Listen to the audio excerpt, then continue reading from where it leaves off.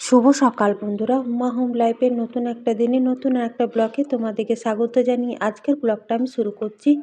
আমার এই ঠাকুরের জায়গা থেকে ব্লগটা শুরু করছি। স্নান করে প্রত্যেক দিন যে কাজটা করে থাকি সে হলো নিত্য পুজো দেওয়া। তো নিত্য পুজো দিয়ে দিলাম আমি, আর এখন আমি প্রত্যেক দিন ঘরে ধুনা দিচ্ছি। এত ভালো লাগছে বন্ধু যে কী বলবো, ঘরটা ধুনোর গন্ধে পুরো মমো করছে। আর সকাল বিকেলে ধুনো দেখাতেও কিন্তু বেশ ভালো।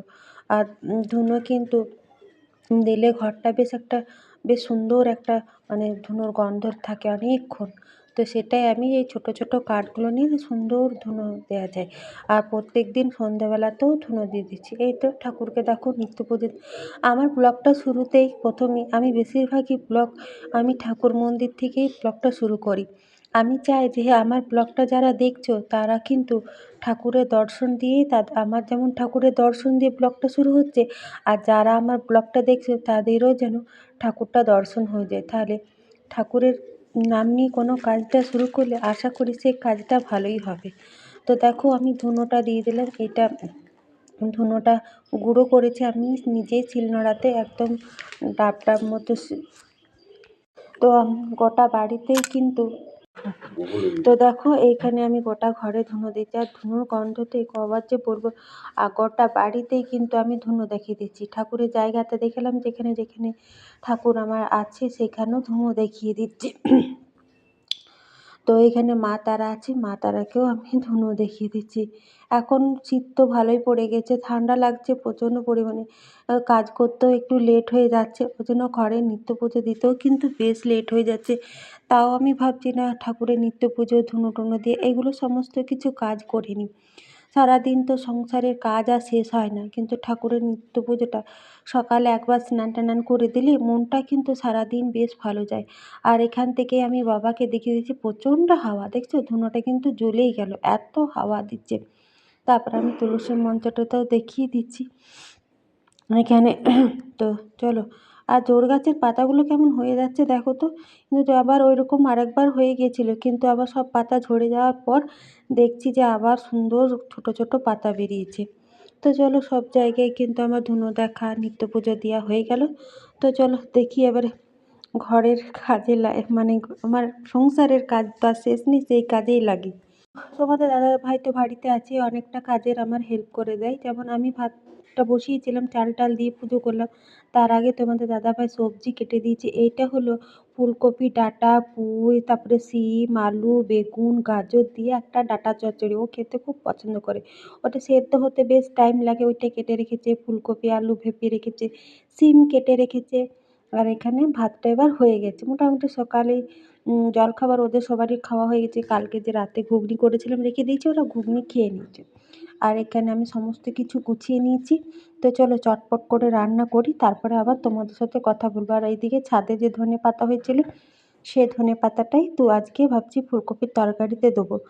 তো ডাঁটা চচ্চড়িটা সেদ্ধ হয়ে গেছে, ভাত নামালাম। ভাত নামিয়ে পরে আমি সিমটা ভেজে নিচ্ছি। দেখো আমি চটপট করে রান্না করে নিই আজকে, তোমাদের সাথে রান্না শেয়ার করলাম না। তো এখানে দেখো রান্নাটা হয়ে গেছে আমার। ভাত, এখানে সিম ভাজা, আর এখানে হয়েছে ওই এই ফুলকপি আলু বেগুন দিয়ে একটা তরকারি, টমেটো এই মটরশুঁটি দিয়ে। আর এখানে ডাঁটা চচ্চড়ি করেছি। আর এদিকে দেখো আজকে একটু ডিম ভাজাটা অন্যরকম করে করেছি। পেঁয়াজ লঙ্কা ধনেপাতা দিয়ে দুটো ডিম ভেজেছি।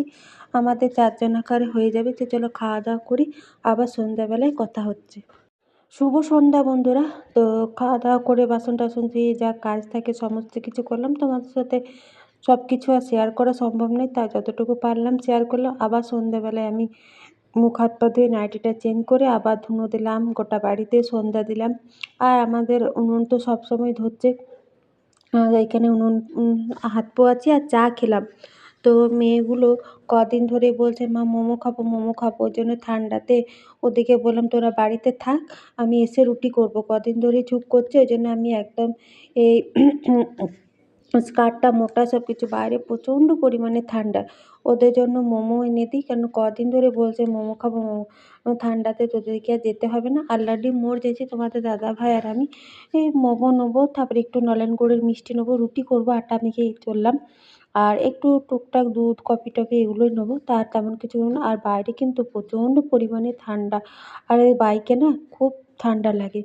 তো এখানে আমরা এই দোকানটাতে, যে দোকানটাতে মোমো নিই আর কি আরলাডিতে, সে দোকানে চিলি মোমো করছিলো, তো সেটাই আমি একটুখানি শেয়ার করলাম। চিলি মোমোর কালারটা কিন্তু দুর্দান্ত এসেছিলো। আমি কোনোদিন চিলি মোমো খাইনি, আমি কিন্তু মোমো খেতে খুব একটা পছন্দ করি না, কোনোদিন চিলি মোমো খাইনি। তো এই চিলি মোমোটা এত সুন্দর করে বানাচ্ছিলো না, তো দেখে মনে হচ্ছে যেন এক প্লেট খেয়ে নিই, খুব সুন্দর। তো মেয়েদিকে নিয়ে আসিনি, মেয়েদিকে যেদিন নিয়ে আসবো সেদিন আমি এখানে চিলি মোমো এখানে বসেই খাবো।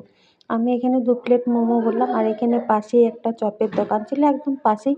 তো সেখান থেকে তোমাদের দাদাভাই বললো গরম চপ ছেঁকে দিতে। আমার কিন্তু এরকম চপ, সিঙ্গাড়া, পকোড়া এ সকল খেতে বেশ ভালো লাগে। এখানে দেখো গরম গরম চপ, 2টো চপ বললাম, তো 2টো চপই আমাদেরকে একদম গরম গরম ছেঁকে দিল।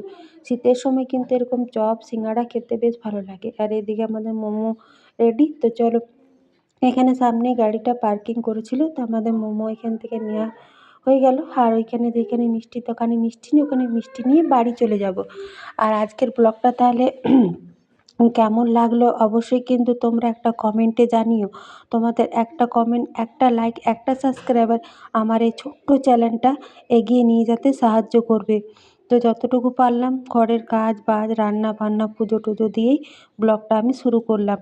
আর দেখো বাড়িতেও কিন্তু চলে এসেছি, আর এই দুজনাকে আলাদা আলাদা ভাগ করে দিচ্ছি। একটা প্লেটে 15টা মোমো আছে, 40 টাকা। আর এখানে 3 রকমের চাটনি যেটা আর কি দেয়। তো ওরা একটু মুড়ি খেয়েছিল, আর ওরা এটা খেয়ে ঘুমিয়ে দেবে। তোমাদের দাদাভাই আর আমি ওদের কাছ থেকে একটা করে নিলাম। আমি খুব একটা মোমো খেতে পছন্দ করি না। তো চলো ভিডিওটা এখানে শেষ করছি। কাল নতুন দিন, নতুন ব্লগ বন্ধু।